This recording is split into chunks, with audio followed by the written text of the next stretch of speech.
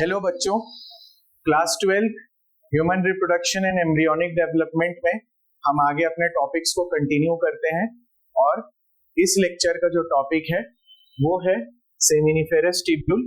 Last class में हमने semen और स्पर्म तक डिस्कस कर लिया था, सीमन का कंपोजिशन पढ़ा था। अभी आपको मैं आगे स्पर्म का स्ट्रक्चर भी समझाता हूँ।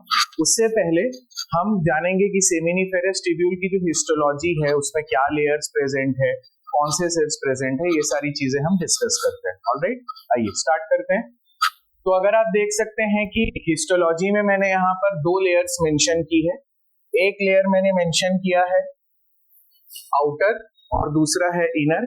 जो आउटर मोस्ट लेयर होगी सेमिनिफेरस ट्यूब्यूल की, ये व्हाइट फाइब्रस कनेक्टिव टिश्यू की बनी होगी, कोलेजन फाइबर्स इसमें प्रेजेंट रहेंगे और इस लेयर को हम और एक नाम इसके लिए देते हैं ट्यूनिका प्रोप्रिया। ऑलराइट, तो सेमिनिफेरस ट्यूब्यूल की आउटर लेयर के बाद है इनर। इनर लेयर है क्यूबॉइडल एपिथेलियम। इस क्यूबॉइडल एपिथेलियम को हम जर्मिनल एपिथेलियम भी बोलते हैं। बायोलॉजी में जर्मिनल एपिथेलियम या जर्म सेल्स डिनोट करते हैं ऐसे ग्रुप ऑफ सेल्स जिनके पास कैपेबिलिटी हो डिफरेंशिएशन करने की या डिवीजन करने की। तो यहाँ पर जो क्यूबॉइडल एपिथेलियम सेल्स हैं उनको हम जर्मिनल एपिथेलियम भी बोलते हैं। इसके अलावा सेमिनिफेरस ट्यूब्यूल में सर्टोली सेल्स का एक ग्रुप है जिनको हम आगे मैं आपको डिस्कस करूंगा। हम नर्स सेल्स बोलते हैं, सस्टेंटिकुलर सेल्स बोलते हैं। तो सर्टोली सेल्स कौन से टाइप के सेल्स हैं, मतलब इनका शेप कैसा होगा, कॉलमनर। तो आप लोगों को ये जो हम डिफरेंट टाइप ऑफ सेल्स पढ़ते हैं उनकी एक हिस्टोलॉजी पता होने से हम दोनों को डिफरेंशिएट और हम इसको रटने से बच सकते हैं। हम चीजों को समझेंगे तो ज्यादा बेटर रहेगा। ऑलराइट, तो outer layer white fibrous connective tissue, inner layer cuboidal epithelium और सर्टोली सेल्स में है कॉलमनर एपिथेलियम। तो आपको दो टाइप के एपिथेलियम यहाँ पता चल गए, क्यूबॉइडल और कॉलमनर। क्यूबॉइडल को जर्मिनल एपिथेलियम भी बोलते हैं। यहाँ अगर आप डायग्राम देखेंगे तो ये एनसीईआरटी बुक का ही इमेज लिया गया है।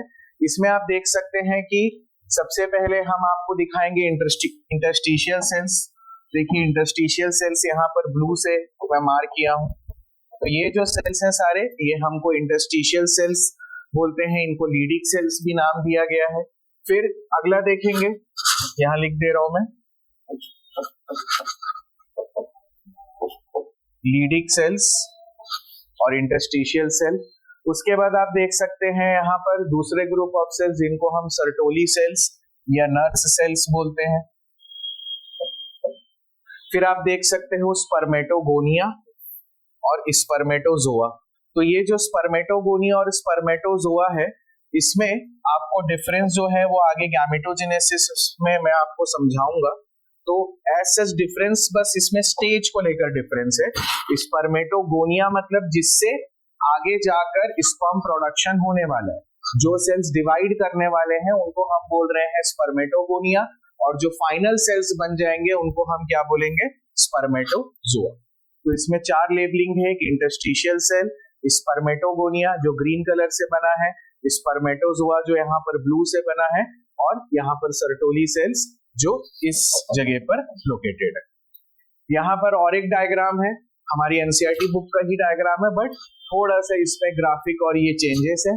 इसमें आप देख सकते हैं कि यहाँ पर स्टेज वाइज दिया है, मतलब जो सेल का डिवीजन होगा, स्पर्मेटोगोनिया का जब विभाजन होने वाला होगा, डिवीजन स्टार्ट होगा, तो फर्स्ट स्टेज आएगा स्पर्मेटोगोनियम, सेकेंड आएगा primary spermatocyte, secondary spermatocyte, early spermatids. यहाँ पर सर्टोली सेल्स आपको दिखाया है जो इनको न्यूट्रिशन प्रोवाइड कर रहे हैं।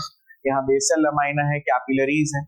तो ये दोनों स्लाइड से आपको हिस्टोलॉजी जो है वो क्लियर हो गई होगी। मेडिकल एंट्रेंस नीट के लिए हमको इतना ही नॉलेज काफी है, जिससे हमारा जो बेसिक्स है वो क्लियर होगा और हम बायोलॉजी को रटने से बचेंगे। आइए नेक्स्ट स्लाइड चलते हैं।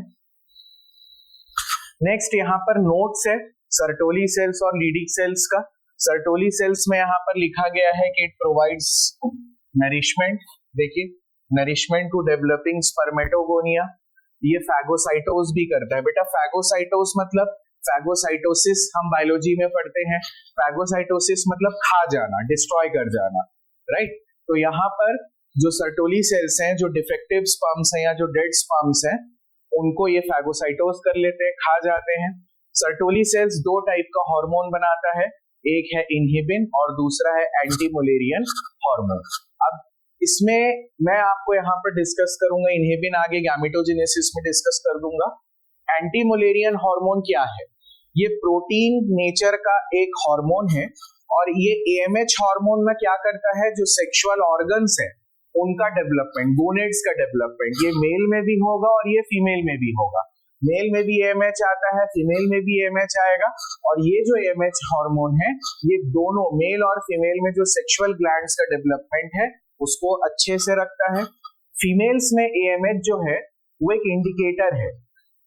एएमएच लेवल फीमेल्स में ये बताता है कि फीमेल्स में कितने फर्टाइल एग्स बचे हैं, कितने फर्टाइल एग्स नहीं बचे हैं। बहुत सारे फीमेल्स लोग जो कंसीव करना चाहते हैं, जो प्रेग्नेंट होना चाहते हैं, अगर मान लीजिए उनको कुछ प्रॉब्लम होती है तो उनके वैरायटी ऑफ टेस्ट होते हैं। उसमें एक important, one of the important diagnostic test कौन सा होता है बेटा? एएमएच का टेस्ट होता है, राइट। तो यहाँ मैंने मेंशन किया है in females it is a key indicator for ovarian reserve. Female कितनी फर्टाइल है हम एएमएच से बता सकते हैं।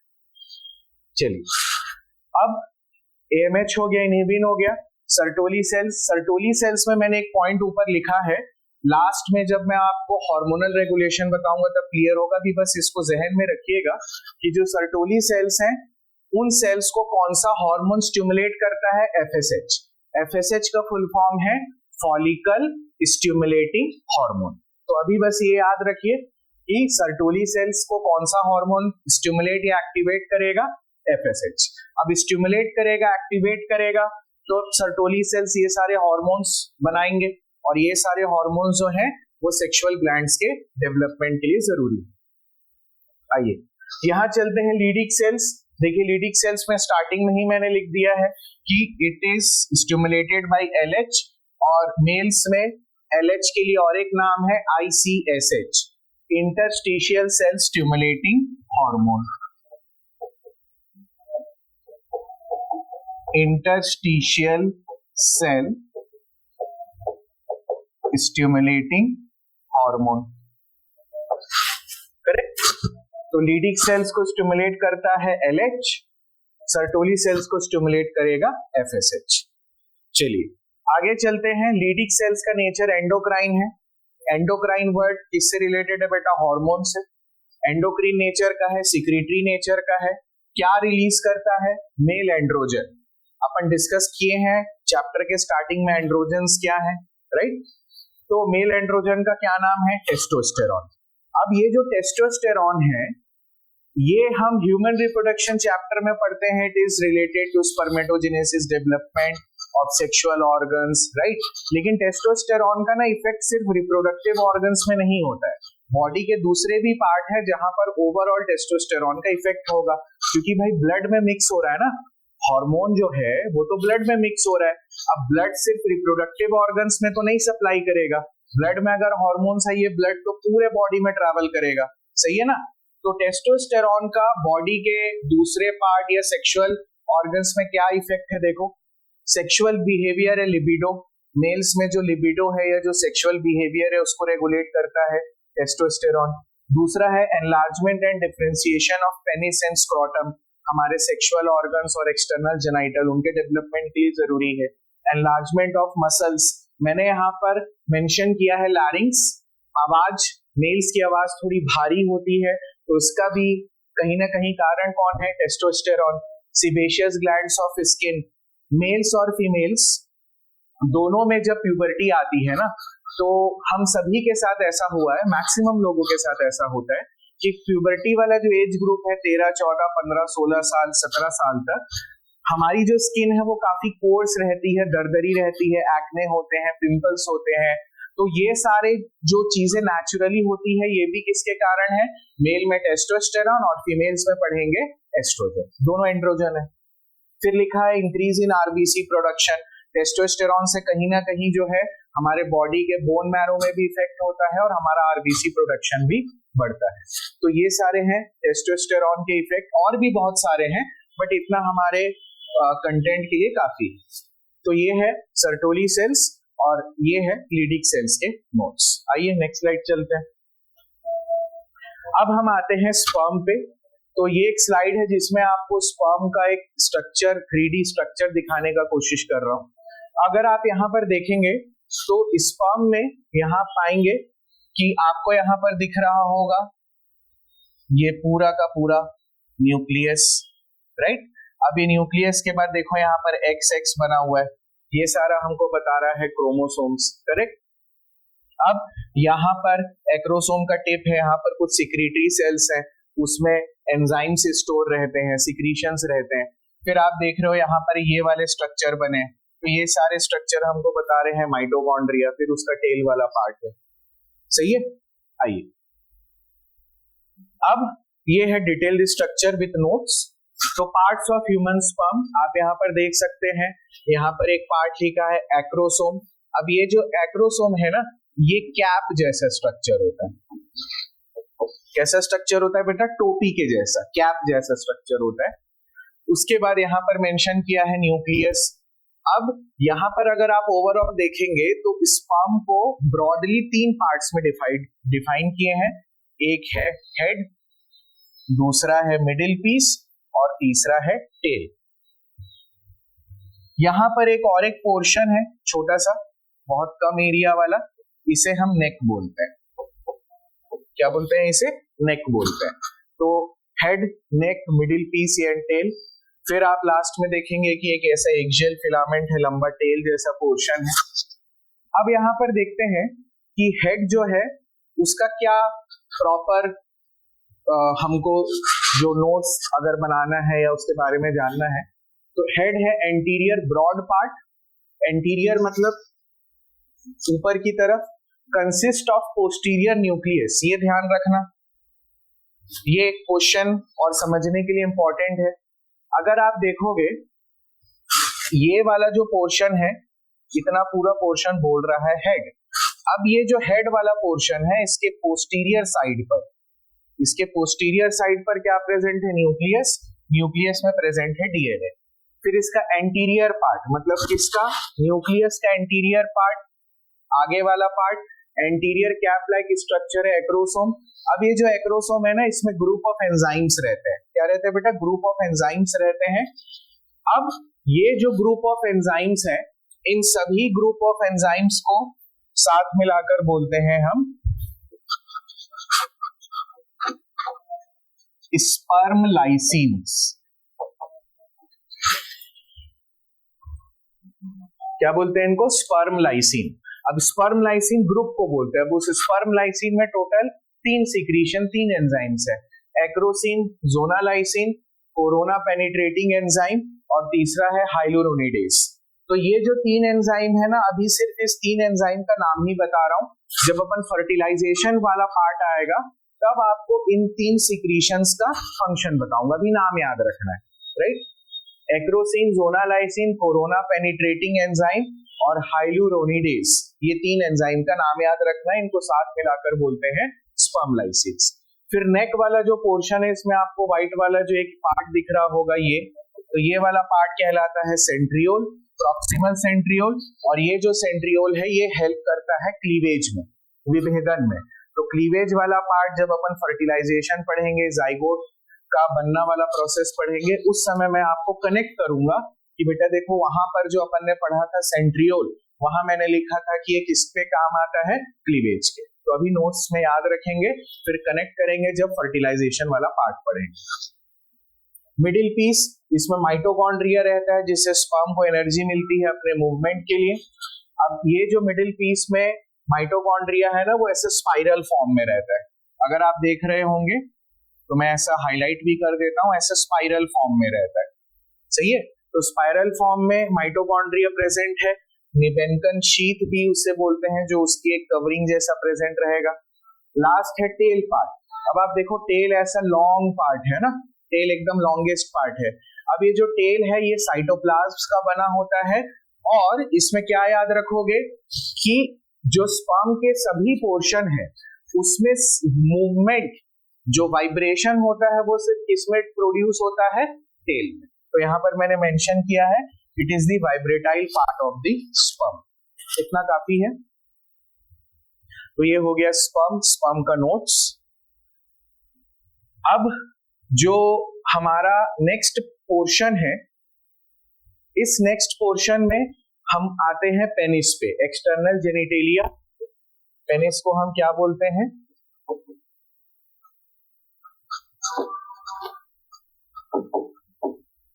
मेल एक्सटर्नल जेनिटेलिया, सही है। तो ये है एनाटमी, पेनिस की एनाटमी। तो अगर हम देखें, ये है पेनिस। अब इस पेनिस में ओवरऑल हमको 3 पार्ट बता रहा है। पहला बता रहा है बेस, दूसरा बता रहा है ये शैफ्ट, और तीसरा पार्ट बता रहा है ग्लांस। बेस, शाफ्ट और ग्लांस।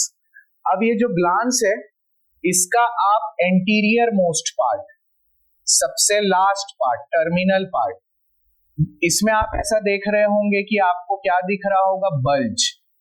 बल्ज मतलब बेटा उभार, एक उभार या बल्ज, उठा हुआ पोर्शन, फूला हुआ पोर्शन दिखता है, और इसी बल्ज वाले एरिया को पेनिस के बोलते हैं ग्लांस पेनिस। क्या बोलते हैं इस एरिया को, उभार वाले एरिया को? Glans penis. यहां पर आप देख रहे हैं यूरेथ्रल ओपनिंग, जहां से, यूरेथ्रल ओपनिंग मतलब जहां से मेल्स में यूरिन और जो स्पर्म है, सीमन है, उसका इजैकुलेशन होगा। तो ये है यूरेथ्रल ओपनिंग। यूरेथ्रल ओपनिंग के लिए और एक वर्ड दे देता है कभी कभी, मीटस। ठीक है, तो यहां पर ये पेनिस का एक स्ट्रक्चर है। पेनिस एक इरेक्टाइल टिश्यू है। अब ये वाला जो है, इससे आपको तो पेनिस का पार्ट्स पता चल गया, base, shaft, glans, foreskin. Foreskin एक पतली सी स्किन, पतली होती है, जो ग्लांस पेनिस को ऊपर से थोड़ा कवर करके रखती है, तो इसे बोलते हैं फोरस्किन। फोरस्किन को और क्या नाम बोलते हैं? प्रीपियूस। फोरस्किन के लिए और एक नाम क्या है बेटा? प्रीपियूस, करेक्ट। चलिए, तो ये वाला डायग्राम हो गया क्लियर, पार्ट्स अपन को समझ आ गए। अब अगर हम इसमें हिस्टोलॉजी पार्ट देखते हैं,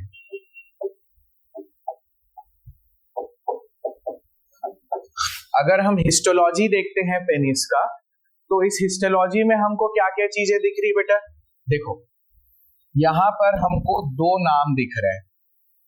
एक दिख रहा है कॉर्पस केवर्नोसम और दूसरा दिया है कॉर्पस स्पॉन्जियोसम। तो आप इस इमेज में देखना कि ये जो कॉर्पस स्पॉन्जियोसम है,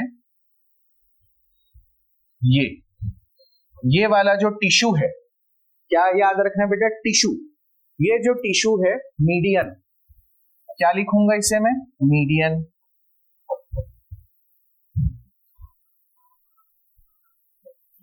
एन है मीडियन। नीचे की तरफ क्या है? Corpus spongiosum.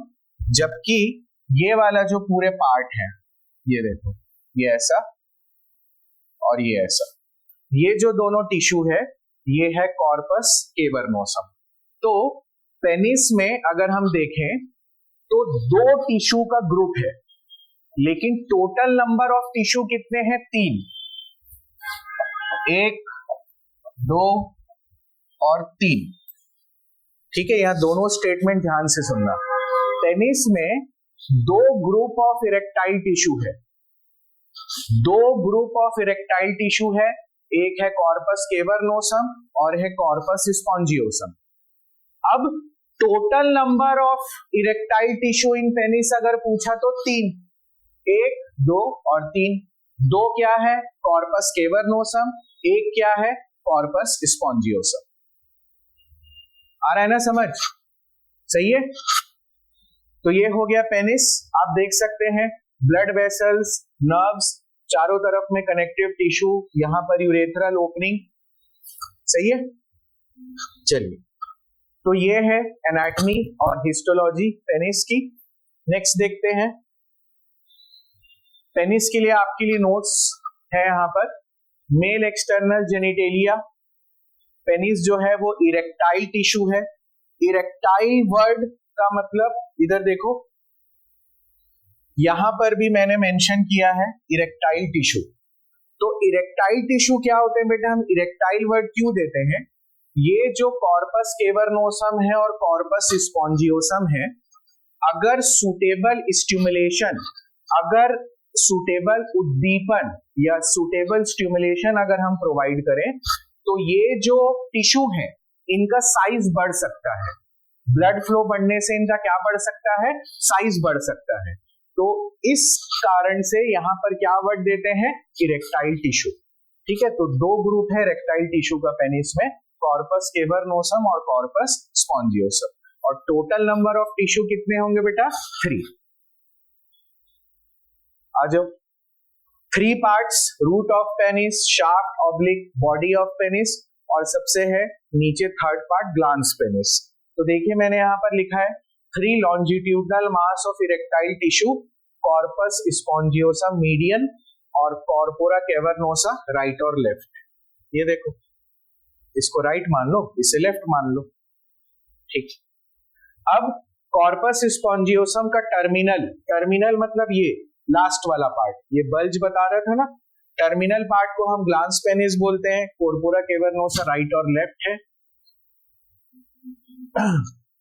ग्लांस पेनिस एक पतली स्किन से कवर्ड रहेगी जिसे फोर स्किन या प्रीप्यूज बोलते हैं। इसी प्रीप्यूज या फोर स्किन में कट, एक हल्का सा कट किया जाता है, उस प्रोसेस को हम बोलते हैं सर्कमसीजन। बहुत सारे धर्म के लोग सर्कमसीजन वाला प्रोसेस करते हैं, तो उसमें जो ग्लांस पेनिस की कवरिंग है उसे हम, उस कवरिंग को अगर कट किया गया तो उस प्रोसेस को बोलेंगे सर्कमसीजन। ओके, अब पेनिस में जो वर्ड लिखा था अपन, इरेक्टाइल और कोपुलेटरी। अब कोपुलेटरी ऑर्गन मतलब, कोपुलेशन मतलब जब फीमेल रिप्रोडक्टिव ट्रैक्ट के अंदर पेनिस एंटर हो रहा है और गैमेट का ट्रांसफर हो रहा है, तो ये हो गया कोपुलेशन। अब जो पेनिस है उसमें हम 2 वर्ड्स के बारे में जानेंगे। पेनिस से जो 2 चीजें होती है, एक तो पेनिस में इरेक्शन होगा, अभी मैंने बताया इरेक्टाइल टिश्यू, और दूसरा पेनिस इजैकुलेशन होगा। इजैकुलेशन मतलब यही कि पेनिस के अंदर में जो भी सीमन भरा हुआ है वो बाहर आ जाए, उसे हम इजैकुलेशन बोलते हैं। तो इरेक्शन क्या है, इरेक्शन में मैंने लिखा है वस्कुलर प्रोसेस। वस्कुलर प्रोसेस मतलब ये ब्लड वेसल्स और ब्लड फ्लो से रिलेटेड है। ब्लड फ्लो बढ़ेगा, ब्लड वेसल्स डायलेट होंगे, जिसके कारण इरेक्शन का प्रोसेस होगा। कौन से ग्रुप ऑफ नर्व्स इसको कंट्रोल करते हैं, पैरासिम्पैथेटिक नर्व्स।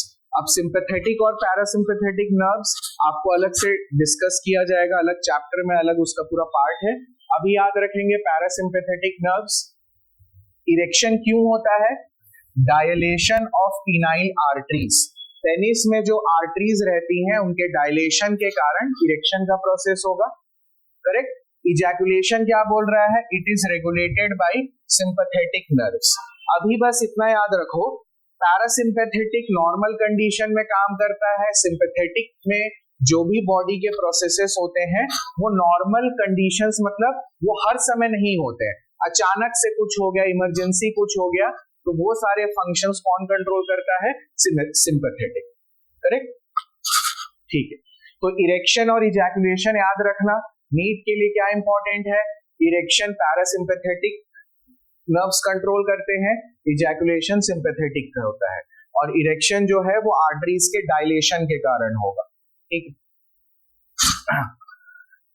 इसके अलावा मैंने 2 टर्म्स यहां पर मेंशन किए हैं, इम्पोटेंसी और sterility.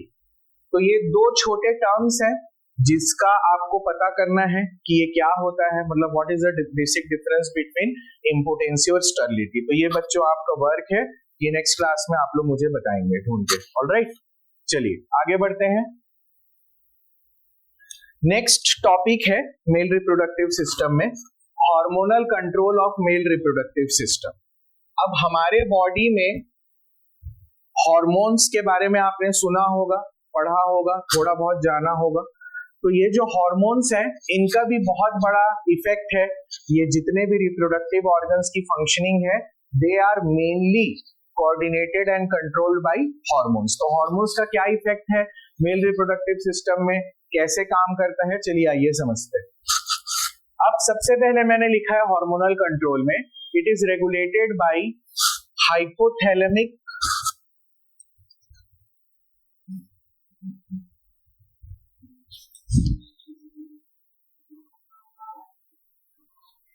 It is regulated by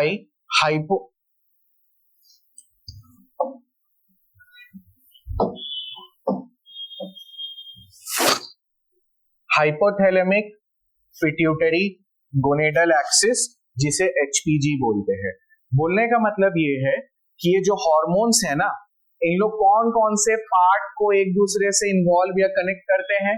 brain में हाइपोथैलेमस, पिट्यूटरी ग्लैंड, और ये दोनों जो पार्ट है ब्रेन के, उनसे जो भी हॉर्मोन्स रिलीज होगा उनका इफेक्ट कहां पर पड़ेगा, गोनेड्स में। अब देखो यहाँ गोनेड्स लिखा है, तो गोनेड्स का मतलब क्या होगा, मेल में टेस्टिस पे भी इफेक्ट देगा और फीमेल के ओवरी पे भी देगा। ध्यान रखना इसे HPG एक्सिस या हाइपोथैलेमिक पिट्यूटरी गोनेडल एक्सिस बोलते हैं। ये जो हार्मोनल कंट्रोल है ये फीडबैक मैकेनिज्म पे काम करता है। अब यहाँ पर फीडबैक मैकेनिज्म किसके बीच में चलेगा, ब्रेन और टेस्टिस। अब बेटा फीडबैक मतलब क्या होता है, जैसे मान लीजिए हम कहीं बाहर जाते हैं या हम कोई शॉपिंग करने जाते हैं, बाहर कोई कपड़े खरीदने जाते हैं या कोई मार्ट जाते हैं, राशन लेने जाते हैं या कोई होटल जाते हैं, तो बहुत सारी जगह पर आपने देखा होगा कि लोग हमसे फीडबैक लेते हैं। हम कोई रिजॉर्ट में 3-4 दिन रुके, हम चेकआउट कर रहे हैं, तो उनका मैनेजर पूछेगा या हमको एक फॉर्म देगा या PDF भेजेगा, बोलेगा कि सर एक फीडबैक चाहिए, आपको क्या अच्छा लगा, क्या बुरा लगा। तो ये जो हॉर्मोन्स वाले फंक्शन है ना, ये भी फीडबैक मैकेनिज्म पे काम करेंगे। बोलने का मतलब जब जिसकी जरूरत होगी तो वैसा शरीर से कुछ सिक्रीशंस आएगा, ब्लड में मिक्स होगा, वो कोई हार्मोन होगा, वो ब्लड में मिक्स होकर पूरे ब्लड में बॉडी में जाएगा। जब वो ब्रेन में जाएगा तो ब्रेन उस हार्मोन के प्रेजेंस या एब्सेंस को डिटेक्ट करके अपना काम चालू करेगा और बंद भी करेगा। तो इसको समझते हैं। फीडबैक में मैंने यहाँ पर पॉजिटिव फीडबैक लिखा है और नेगेटिव। अभी क्या समझोगे, पॉजिटिव फीडबैक मतलब जब जरूरत है, नेगेटिव फीडबैक मतलब अगर उस चीज की जरूरत नहीं है तो उसको हमको रोकना है, तब हम बोलेंगे नेगेटिव। आइए समझते हैं।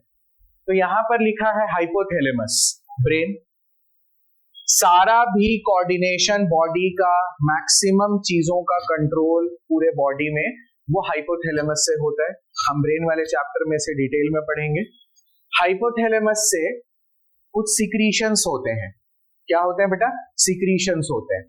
अब देखो यहां पर क्या वर्ड लिखा है, ध्यान देना। यहां लिखा है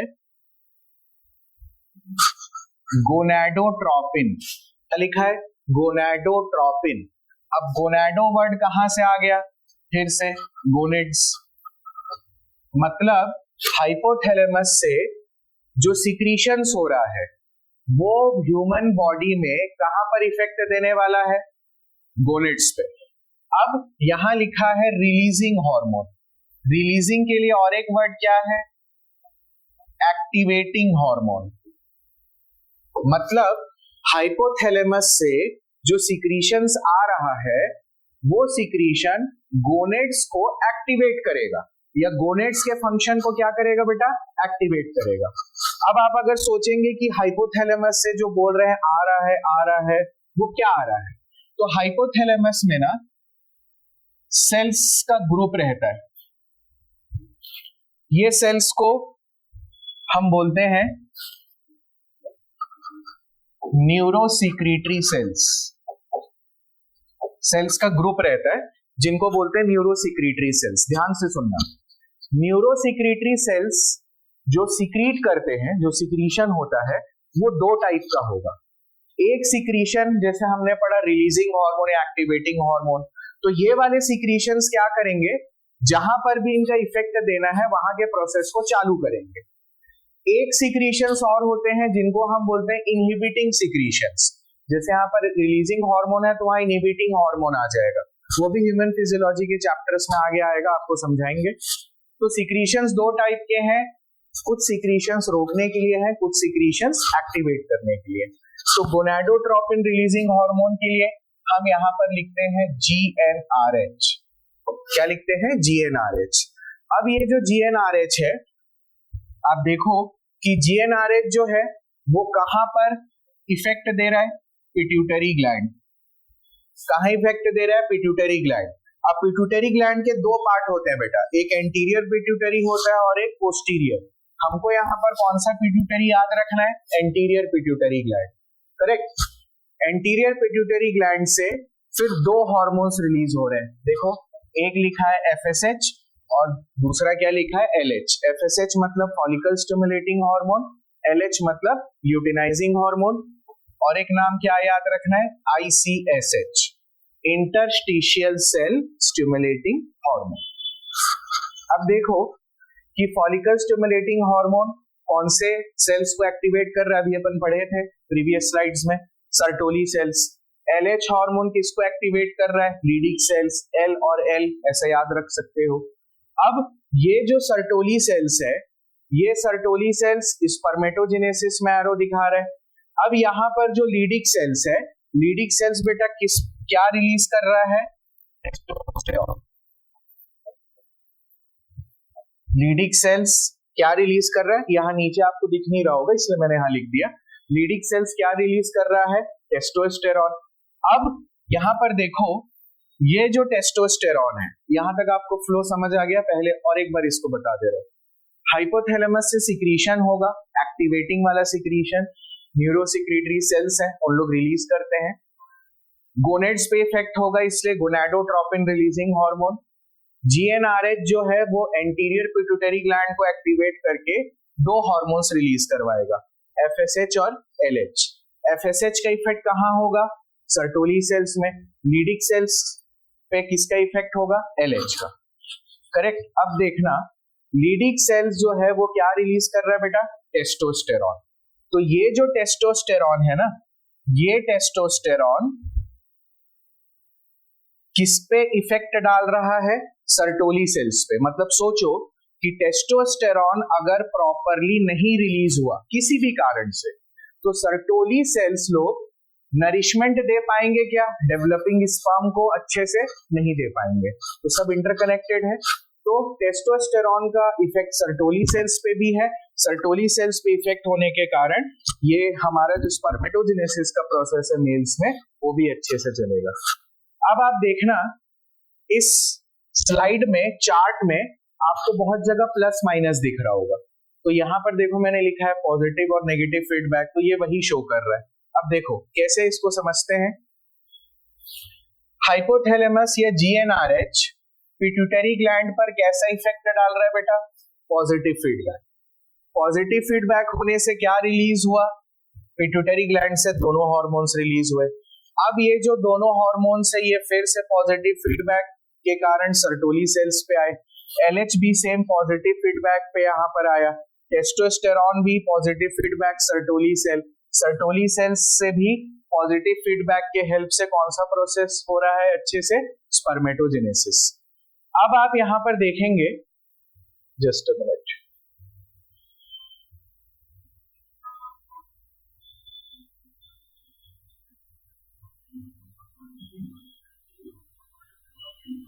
इतना काफी है। अब आप यहां देखेंगे सर्टोली सेल से एक हार्मोन रिलीज हो रहा है, मैंने नोट्स में भी लिखा था। इस हार्मोन का नाम है इनहिबिन। क्या है, इनहिबिन। अब ये इनहिबिन जो है, ये आपको एरो से दिख रहा होगा नेगेटिव, और ये नेगेटिव फीडबैक कहां डाल रहा है, पिट्यूटरी ग्लैंड, राइट। अब ये एक हो गया नेगेटिव।